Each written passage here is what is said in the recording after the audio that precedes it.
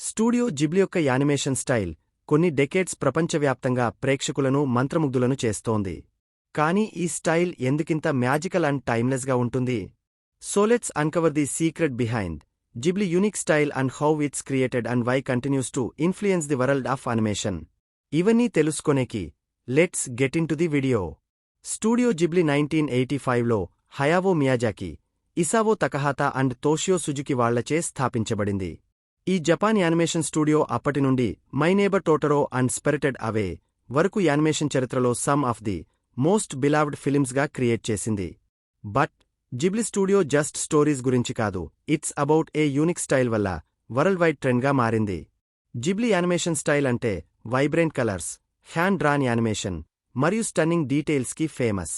Ghibli సినిమాల్లో lush forest, beautiful landscapes మరియు magical world నిజం అనిపించేదిగా ఉంటుంది. ఇవి జస్ట్ బ్యాక్గ్రౌండ్సే కాదు, స్టోరీలో భాగంగా అనిపించేలా కేర్ఫుల్గా క్రియేట్ చేస్తారు. ఒక బ్యాక్గ్రౌండ్స్కే కాదు, క్యారెక్టర్కి కూడా అంతే ఇంపార్టెన్స్ ఇచ్చారు.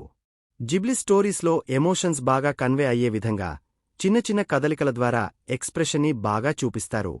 టోటోరో అండ్ చిహిరో ఈ క్యారెక్టర్ కేవలం బొమ్మలు కాదు, అవి నిజమైన క్యారెక్టరైజేషన్తో మన ముందుకు వస్తాయి.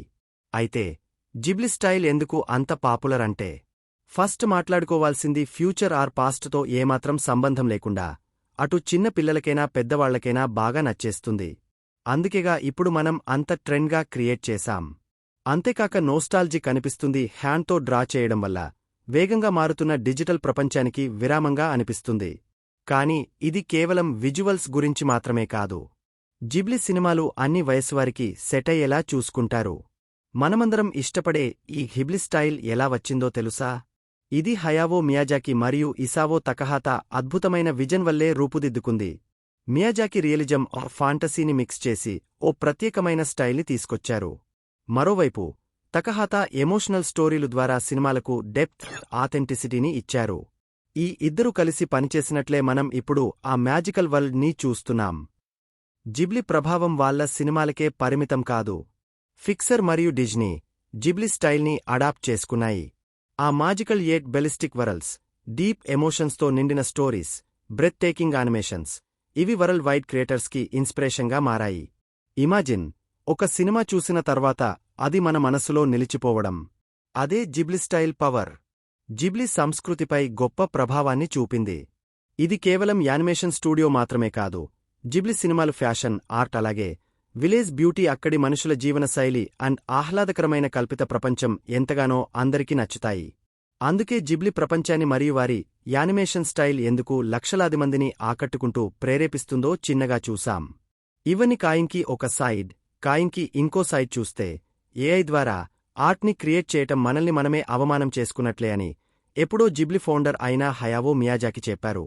ఒక వీడియో దాదాపు 8 years ఎగో కంప్యూటర్ టెక్నాలజీని యూజ్ చేసి ఆర్ట్ని క్రియేట్ చేసినందుకు ఆయన చాలా బాధపడ్డాడు.